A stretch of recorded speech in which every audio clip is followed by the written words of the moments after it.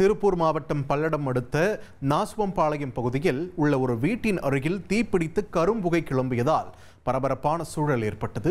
கூடுதல் விவரங்களை எமது செய்தியாளர் சாலமன் அபிஷேக் வழங்க கேட்கலாம்.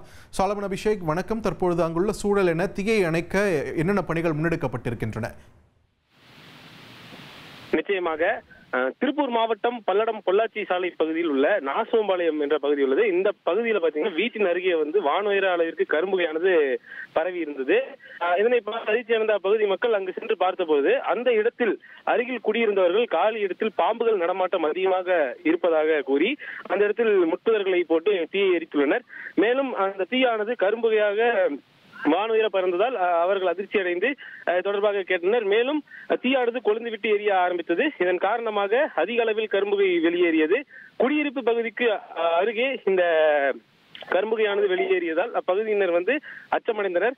மேலும் மூச்சு திணறல் போன்ற சூழலும் நிலவியது. தற்பொழுது அந்த தீயை அணைக்கும் பணியில் பொதுமக்களும் தீயணைப்புத்துறையினரும் ஈடுபட்டு வருகின்றனர். நன்றி சாலமன் அபிஷேக், உங்களுடைய விரிவான தகவல்களுக்கு. 1,24,00,000 மனங்களை வென்ற தந்தி டிவி யூடியூப் சேனல். தவிர்க்க முடியாத தம்ப்நெயில்ஸ், கலக்கலான கான்டென்ட்ஸ். நீங்களும் இந்த குடும்பத்தில் இணைய இப்பவே சப்ஸ்கிரைப் பண்ணுங்க. அசுரபலம் கொண்ட எங்கள் டிஜிட்டல் கரங்களில் உங்கள் விளம்பரங்களை சேர்க்க வாட்ஸ்அப் பண்ணுங்க. 8939883838. Email advtthanditv@dttv.in.